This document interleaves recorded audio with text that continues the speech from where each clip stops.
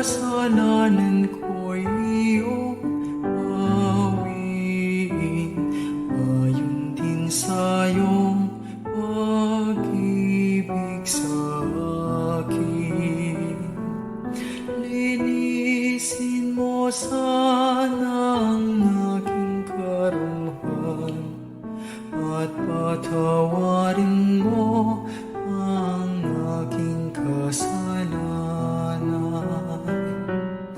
Sa ngalan ng Ama, ng Anak at ng Espiritu Santo, Amen. sumainyo ang Panginoon. At sumainyo rin.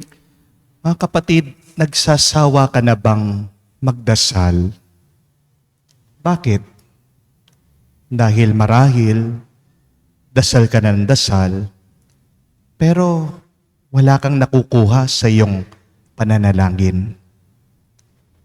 Pero kapatid, tayo'y nagdadasal, hindi lang para makakuha ng mga mabubuting bagay galing sa Diyos.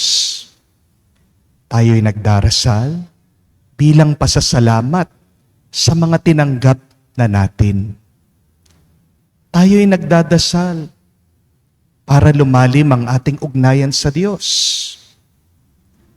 Maraming beses, napakamakasarili natin. Nakakalimutan natin na kahit na hindi tayo humingi, tayo ay nakakatanggap, tayo ay binibiyayaan ng Diyos palagi. Mga kapatid, sa ating ebanghelyo tayo'y inaanyayahan na magdasal hindi gamit ang ating mga bibig, kundi magdasal gamit ang ating mga puso. Sa mga pagkakataon na kung saan sumakit ang loob natin sa Diyos dahil kinwenta natin ang ating mga ginagawa, naghahanap tayo ng bunga sa ating pagdarasal, na nakalimutan natin ang pananalangin ay isang gawain ng pagmamahal. To pray is an act of love. Pag ikaw ay nagdarasal, na naghihintay, humihingi ng kapalit, hindi pagmamahal yan. Yan ay negosyo. Mga kapatid, muli tayo'y pumasok sa banal na misa, may pagpapakumbaba, may pag-ibig sa ating puso. Magdasal tayo para makita natin makaisa ang ating Panginoon, para tayo muli ay lumakas gitna ng ating mga problema, ng ating mga pagsubok sa buhay. Aminin muna natin ang ating mga pagkakasala para kahit nakakaunti lang, tayo makitang karapat-dapat na makatanggap sa mga banal na misteryo. Inaamin ko. Sa makapangyarihang Diyos at sa inyo mga kapatid, na lubha akong nagkasala sa isip, sa salita, sa gawa at sa aking pagkukulang. Kaya isinasamo ko sa mahal na Birheng Maria, sa lahat ng mga anghel at mga banal, at sa inyo mga kapatid, na ako'y ipanalangin sa Panginoong ating Diyos. Awan tayo na makapangyarihang Diyos, patawarin tayo sa ating mga kasalanan, patnubayan tayo sa buhay na walang hanggan. Amen. Panginoon, kaawaan mo kami. Panginoon, kaawaan mo kami. Kristo, kaawaan mo kami. Kristo, kaawaan mo kami. Panginoon, kaawaan mo kami. Panginoon, kaawaan mo kami. Manalangin tayo. Ama naming makapangyarihan, ibalik mo kaming muli sa iyong piling at upang ganap na pakinabangan namin ang 40 araw na paghahanda para sa Pasko ng pagkabuhay. Hubugin mo sa iyong aral ang aming mga kalooban sa pamagitan ni Jesucristo kasama ng Espiritu Santo magpa sa walang hanggan. Amen.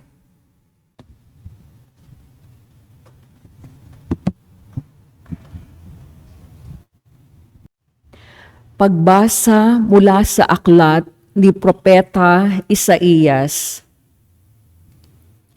Sinasabi ng Panginoon, ang ulan at niebe, paglagpak sa lupay, di na nagbabalik, aagos na ito sa balat ng lupa't nagiging pandilig.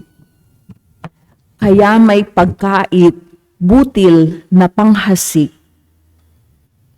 Ganyan din ang aking mga salita. Magaganap nito ang lahat kung nasa. Ang salita ng Diyos. Salamat sa Diyos. Matuwid ay tinutulungan sa lahat ng kagipitan. Matuwid ay tinutulungan sa lahat ng kagipitan. Ang kadakilaan ng Diyos ay ihayag at ang ngalan niya'y purihin ng lahat. Ang aking dalangi dininig ng Diyos, nawala sa akin ang lahat kong takot. Matuwid ay tinutulungan sa lahat ng kagipitan. Nagalak ang aping umasa sa Kanya, pagkat di nabigo ang pag-asa nila. Tumatawag sa Diyos ang walang pag-asa. Sila'y iniligtas sa hirap at dusa. Matuwid ay tinutulungan sa lahat ng kagipitan.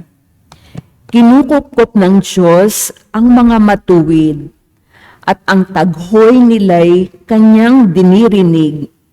Nililipol niya yaong masasama hanggang sa mapawi sa isip ng madla.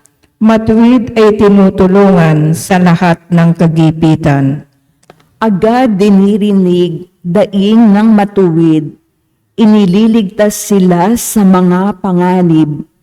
Tumutulong siya sa nasisiphayo, ang walang pag-asa'y hindi binibigo. Matuwid ay tinutulungan sa lahat ng kagipitan.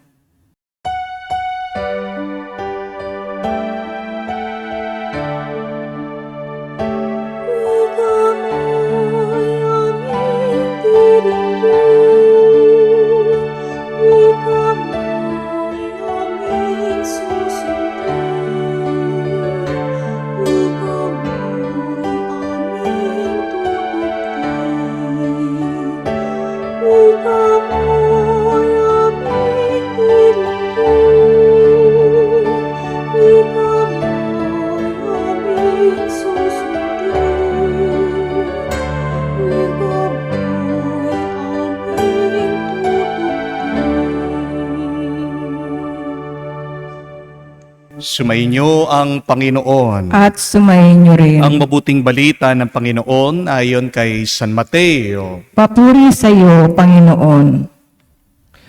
Nung panong iyon, sinabi ni Jesus sa kanya malagad, sa pananalangin ninyo'y huwag kayong gagamit ng napakaraming salita, gaya ng ginagawa ng mga hentil.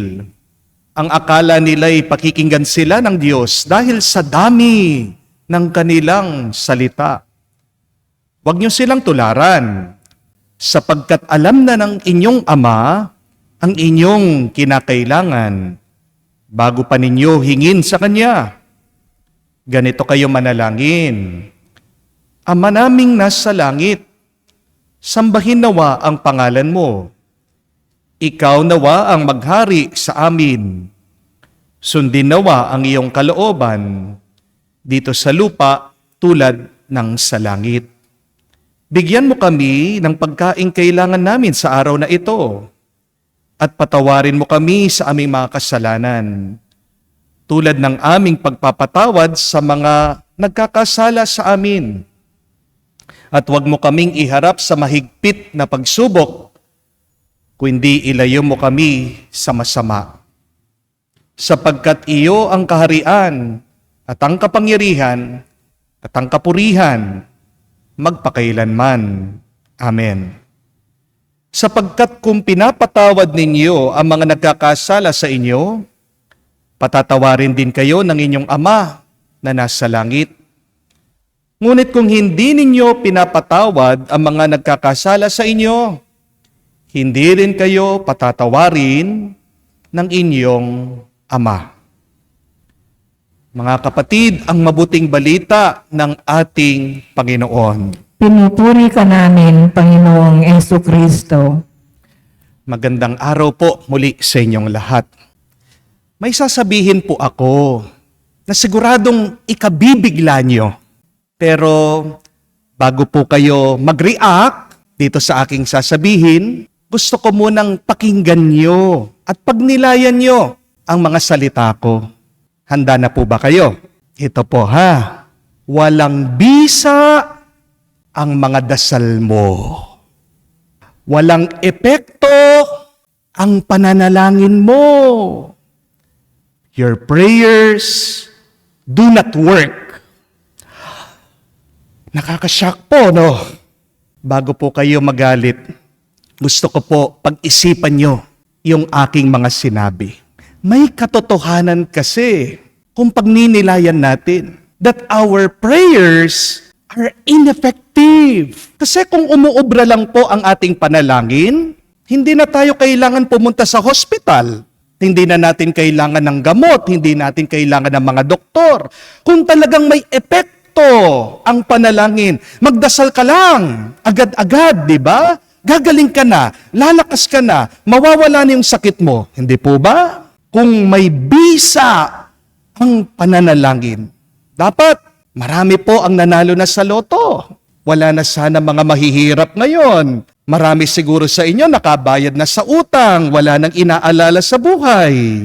Kung may bunga at epektibo ang panalangin, de sana wala nang gera, wala nang nag-aaway. Ang tagal na nating pinagdarasal, world peace. Pero hanggang ngayon, meron pong mga namamatay. Yan po ang malungkot na katotohanan, hindi po ba? Kung may kapangyarihan talaga ang panalangin, de sana sa buong mundo, wala nang problema ang tao. Di po ba? May katotohanan. Gusto man natin ito o hindi, walang bisa ang panalangin. The most unprofitable thing that you can do today, my dear friends, is to pray. Kapatid, kung gusto mong mas kumita ng pera, mas mabuti pang makipaglaba ka na lang. Mas mabuting mag-manicure ka na lang. Magkakaroon ka pa ng pera. Wala kang makukuhang pera sa pananalangin. Amen? Pero kung ganito pala ang kaso, bakit pa tayo nagdadasal? Nasasayang lang pala ang ating oras at panahon. Hindi po ba? Yes. Prayer is ineffective. But I did not say that prayer is useless. Magkaiba po yun. Tandaan niyo po, kahit na minsan walang bunga ang iyong pananalangin, may halaga pa rin yan. May silbi pa rin ang ating pagdarasal. Kasi kung walang silbi, bakit inuutos pa ng simbahan sa atin? Kung wala palang kwentang pananalangin, bakit tinuturo ito ni San Pablo sa mga tao ng Thessalonica? 1 Thessalonians chapter 5 verse 16 says, "Rejoice always, pray continually, give thanks in all circumstances, for this is God's will for you in Christ Jesus."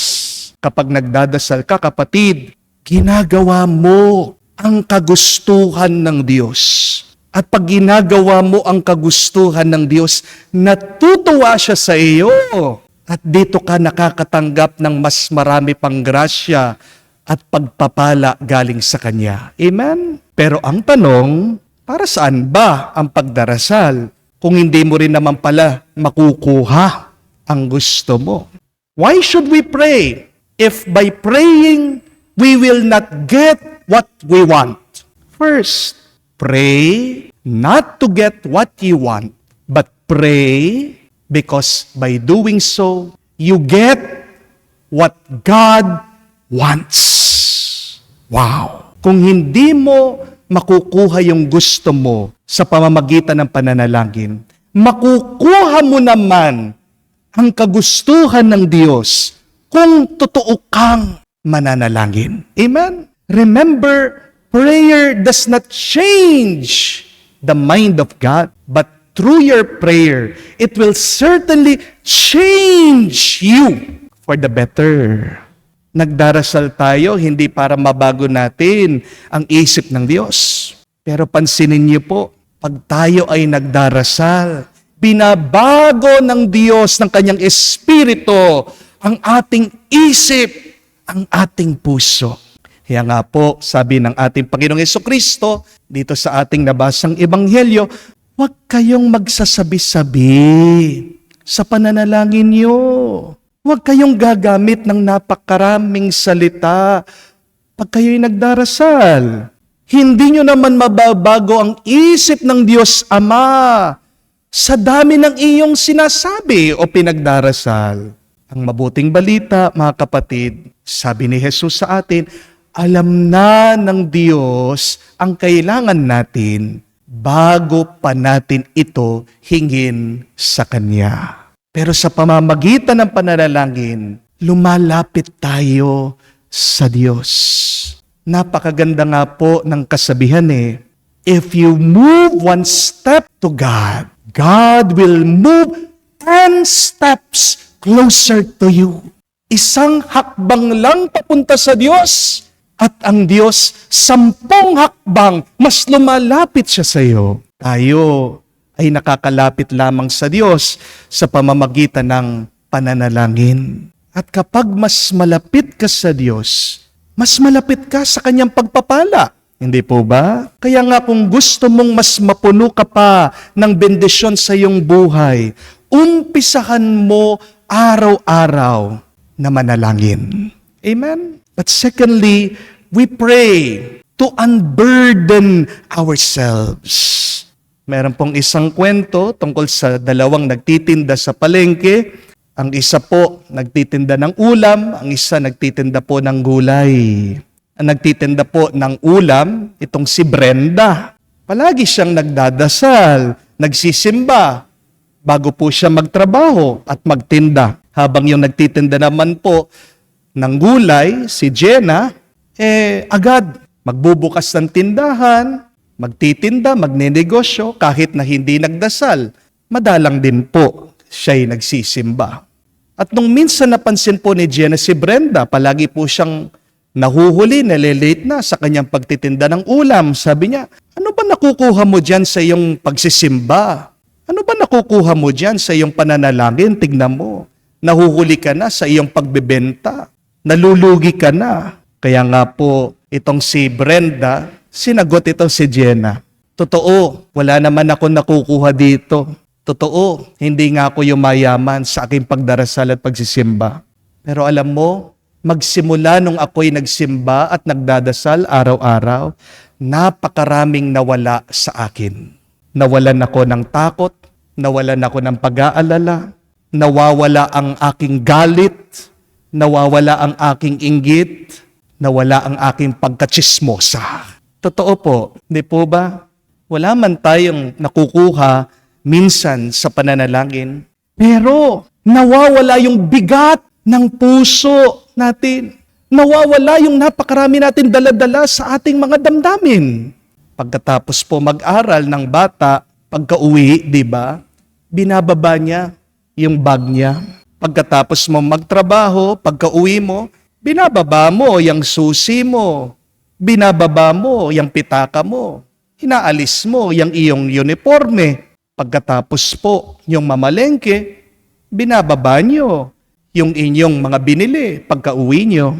Kapatid, yan ang problema natin minsan Hindi tayo marunong na magbitiw. Minsan hindi natin mabitawan, maibaba yung ating mga dala-dala sa ating puso at kalooban. Di po ba? Kapatid, hinihintay tayo ng Diyos. Umuwi ka naman sa bahay ng Diyos. Di ba wala na pong ibang pinakamasarap na karanasan na umuuwi ka, tinatanggap ka, minamahal ka, diyan ka nakakapagpahinga.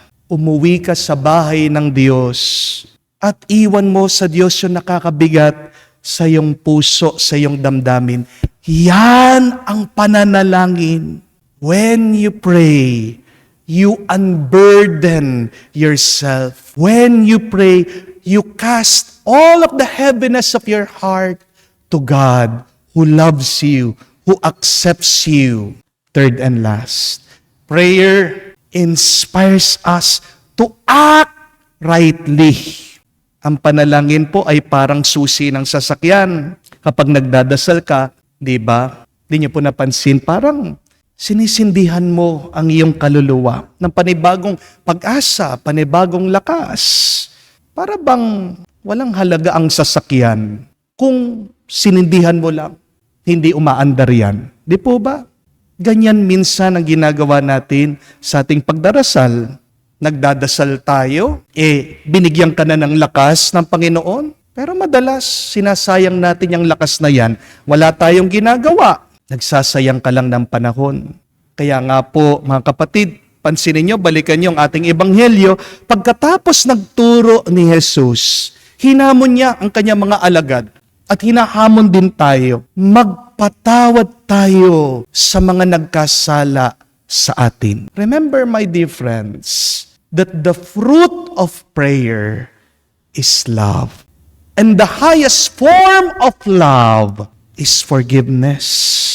So the more that you pray, the more loving you should become as a person. And the more loving that you become, the more forgiving you should be to other people. Kaya nga po, kapag sinasaktan ka, ano dapat ang una mong gawin? Huwag ka agad magpapatawad. Magdasal ka agad. Dahil kung tunay ka nagdadasal galing sa puso mo, yan ang makakatulong sa iyo para magpatawad ka agad. Prayer is our best response to hatred. Remember that. I will repeat that. Prayer is our best response to hatred. Sinaktan ka, ginabyado ka, niloko ka, minumura ka, inaapak-apakan ka, ginagawa kang walang kwenta, huminto ka, magdasal ka. Hayaan mo ng Diyos, baguhin ang iyong puso, punuin ang pagmamahal, diyan ka lang makakapagpatawad sa iba. Amen? Mga kapatid, madalas, hindi naman natin makukuha yung ating gusto, yung ating mga pinagdarasal. Pero may nakakalimutan tayo. Ang pananalangin ay pagpapala na sa iyo. Ang pananalangin ay grasya na sa iyo. You may not get what you want in prayer, but remember, the very act of praying is a blessing. I will repeat that. The very act of praying is already a blessing. Oo, blessing po, pagpapala, bendisyon. Yung may pera ka, yung mabuting iyong pamilya, yung malusog ka, wala kang sakit, hindi po ba? Pero ang pinakamabuting grasya ay yung nananatili kang malapit na malapit sa Diyos. Hindi po ba? At hindi ka magiging malapit sa Diyos kung hindi ka magdadasal gamit ang iyong puso. So remember, prayer may not work sometimes to your liking, but prayer is still very useful. Prayer reveals God's will. Prayer unburdens you. And prayer inspires you to do what is good. Kapatid, magpusa na kayong magsawa na magdasal, na manalangin. Maniwala ka, sa iyong pagdarasal ay binabasbasan ka ng Diyos ng sobra-sobra. Amen. Mga kapatid, alay natin ngayon sa Diyos, sabihin ang ating mga iba't ibang pangangailangan. Sinabi sa atin ni Jesus, maaari nating tawagin ang Diyos bilang ating Ama. Kaya taglay ang matibay na pag-asa, idulog natin sa Kanyang harapan ang ating mga kahilingan. Ating sabihin, Panginoon, dinggin mo kami. Panginoon, dinggin mo kami, ang simbahan sa buong mundo, naway laging magpahayag ng matibay na pagtitiwala sa pagdating ng kaharian ng Ama, isang kaharian ng pag-ibig, katarungan at kapayapaan. Manalangin tayo sa Panginoon. Panginoon, dinggin mo kami. Sa kabila ng mga kahirapan ng buhay, tayo naway manatiling nananalangin at hindi magpadarang sa tukso. Manalangin tayo sa Panginoon. Panginoon, dinggin mo kami. Tayo naway magkaroon ng sapat na kakanin para sa ating mga pangangailangan sa araw-araw at ng kadakilaan ng puso upang patawarin ang ating mga kaaway. Manalangin tayo sa Panginoon. Panginoon, dinggin mo kami. Sa katahimikan po ng ating puso, sabihin din natin sa Diyos ang ating mga personal na pangangailangan. Ama naming nasa langit, nagpapasalamat kami sa iyo sa pandinig mo sa aming mga kahilingan. Tulungan mo kami laging magtiwala sa iyong pag-ibig at tanggapin ang iyong kalooban sa aming buhay. Hinihiling namin ito sa pamagitan ni Kristo, aming Panginoon. Amen.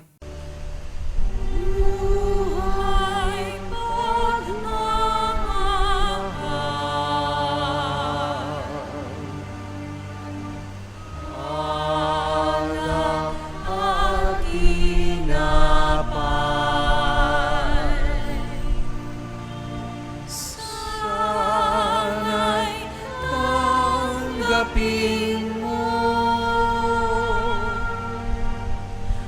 ang minamahal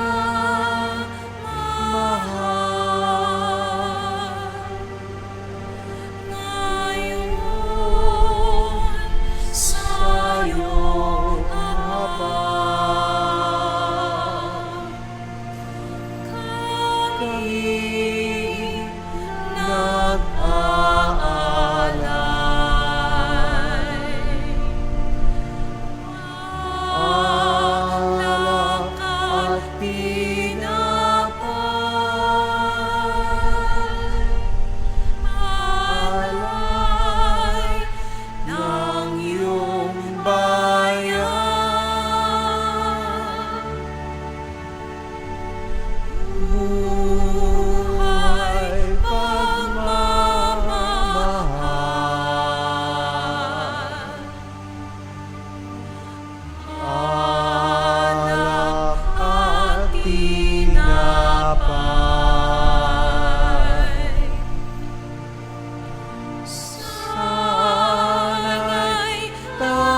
tanggapin mo amang minamahal. Mga kapatid, parang ating mga paghahain ay kalugdan ng Diyos amang makapangyarihan. Tanggapin nawa ng Panginoon itong paghahain sa iyong mga kamay, sa kapurihan niya at karangalan, sa ating kapakinabangan at sa buong sambayanan niyang banal. Ama naming lumikha, maging kalugod-lugod nawa sa iyong aming paghahain, upang sa iyong pagtataguyod ay pabanalin nito ang aming pamumuhay at ipagkamit kami nito ng iyong awa at kapatawaran. Sa pamagitan ni Jesucristo kasama ng Espiritu Santo, magpa sa walang hanggan. Amen. Sumainyo ang Panginoon. At sumayin niyo rin. Itaas sa Diyos sa inyong mga puso at diwa. Itinaas na namin sa Panginoon. Pasalamatan natin ang Panginoong ating Diyos. Marapat na siya ay pasalamatan. Manaming makapangyarihan, tunay nga marapat ikaw ang aming pasalamatan sa pamagitan ni Jesucristo na aming Panginoon. Sa pagbabakasakali mo kami bubuti, sinugo mo si Jesucristo upang pangunahan kami bilang pagsunod sa iyong atas na bigay.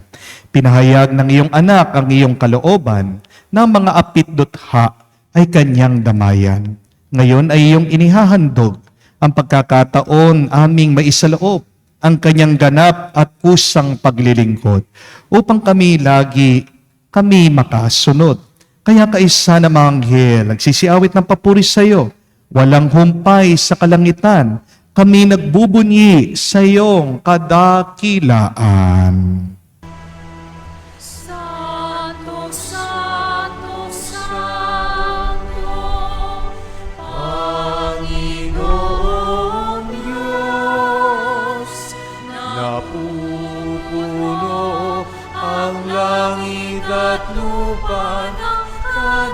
dakilaan mo. Hosana, Hosana, Hosana sa kaitaasan. Hosana, Hosana, Hosana sa kaitaasan. Pinapala ang naparirito sa ngalan ng Panginoon. Hosana, Hosana, Hosana sa kaitaasan. Hosana, Hosana, Hosana sa kaitaasan.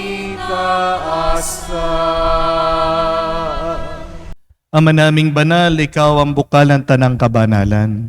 Kaya't sa pamagitan ng iyong Espiritu, gawin mong banal ang mga kaloob na ito, upang para sa amin maging katawan at dugo ng aming Panginoong Heso Kristo. Bago niya pinagtiis ang kusang loob na maging handog, hinawakan niyang tinapay, pinasalamatan kanya. Pinaghati-hati niya iyon, inabot sa kanya malagad at sinabi, "Nanggapin ninyong lahat ito at kanin. Ito ang aking katawan na ihahandog para sa inyo."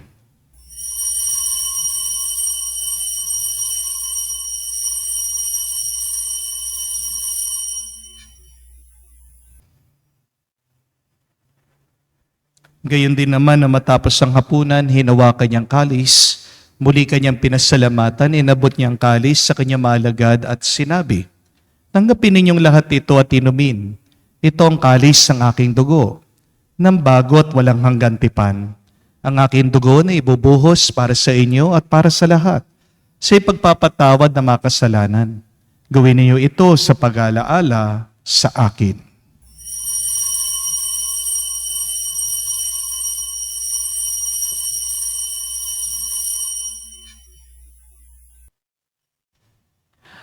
Ang misteryo ng pananampalataya.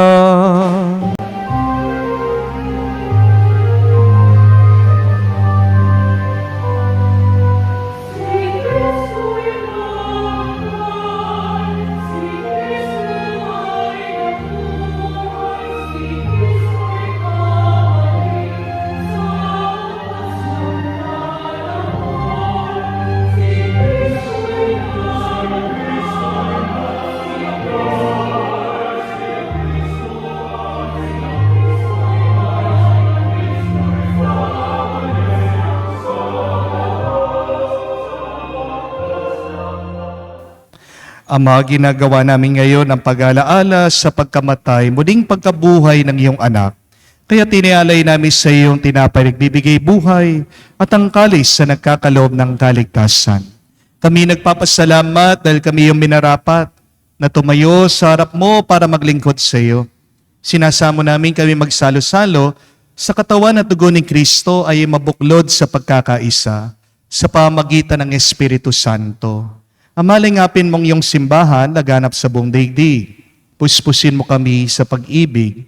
Kaisa ni Francesco, ang aming Santo Papa, si Florentino, aming Arsobispo at ng Tanang Kaparian.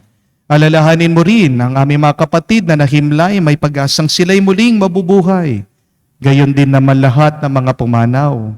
Kawan mo't sila't patuloyin sa iyong kaliwanagan.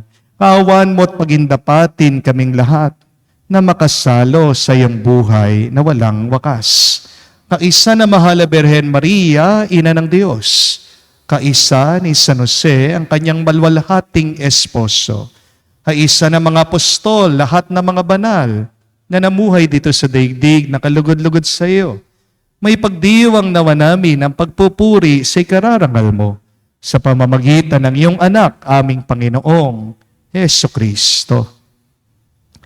Sa pamamagitan ni Kristo, kasama niya at sa Kanya, ang lahat ng parangal at papuri ay sa iyo, Diyos Ama, makapangyarihan, kasama ng Espiritu Santo, magpasawalang hanggan. Amen, amen, amen. Sa nakakagaling na utos at turo ni Jesus sa Panginoon natin na Diyos, ipahayag natin ng lakas loob.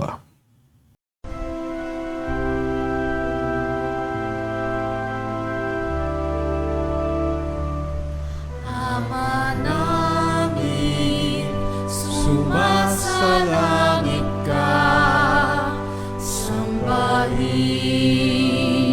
ang ngalan mo, mapasa amin ang kaharian mo, sundin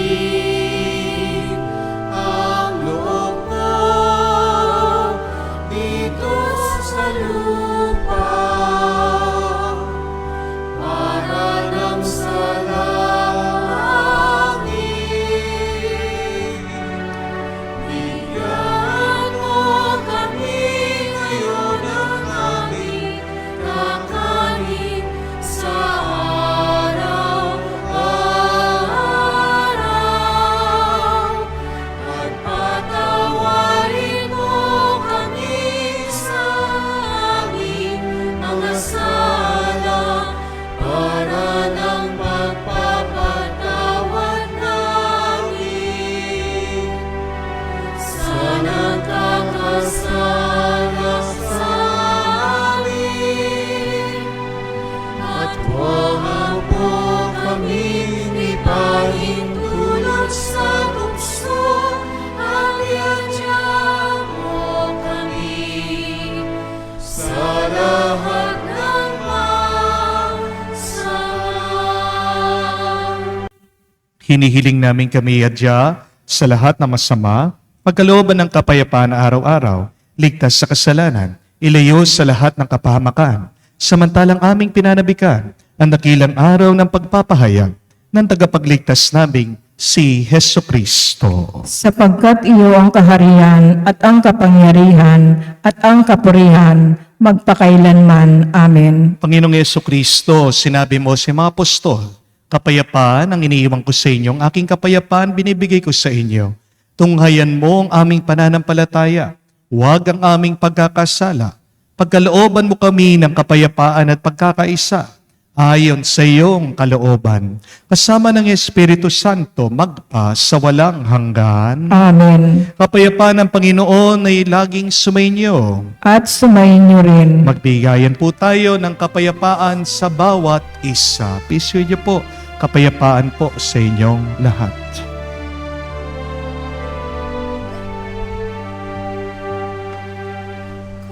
Kordero ng Diyos na nag-aalis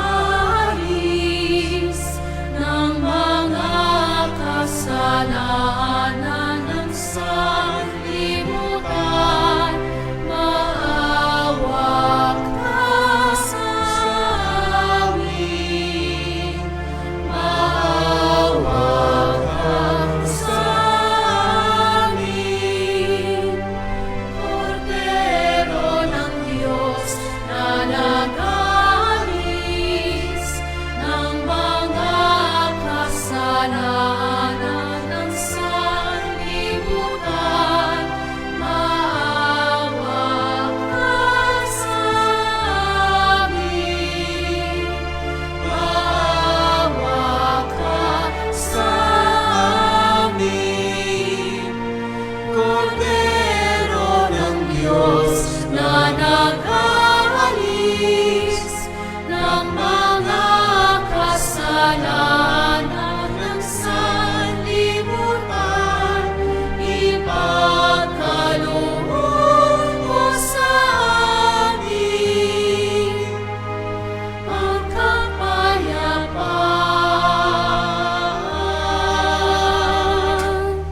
Mga kapatid, naririto ang ating Panginoong Jesucristo, ang Kordero ng Diyos. Siyang nag-aalis ng mga kasalanan ng sanlibutan. Mapalad tayong lumalapit sa piging ng Kordero. Panginoon, hindi ako karapat-dapat na magpatuloy sa iyo, ngunit sa isang salita mo lamang ay gagaling na ako.